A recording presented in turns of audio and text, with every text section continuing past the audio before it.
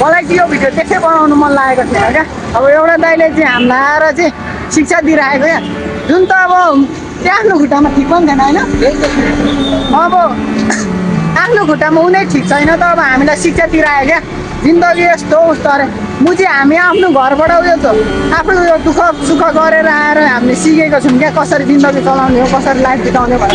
मुजी त्यो दाइले आएर हामीलाई सिकाउँदो रहेछ।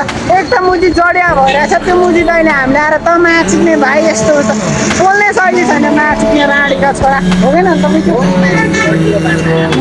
अनि मुजी भन्छ कुट्छु मार्छु यताको नोक्कललाई, माचिक्ने उसको गाउँ हो र यो मुजी अर्कालाई कुट्छु मार्छु भन्नु खोज्यो त्यसले। यो भनेको होइन बेङ्गलोर इलाका हो क्या, यो कर्नाटकको इलाका हो। आफ्नो पनि यो कुकुर जस्तो भएर हिँड्छ बच्चा। यो ठाउँमा चाहिँ आफ्नो इलाका भयो भने पनि ठुलो दादागिरी देखाउनु हुँदैन र अर्काको इलाकामा पनि दादागिरी देखाउनु हुँदैन होइन।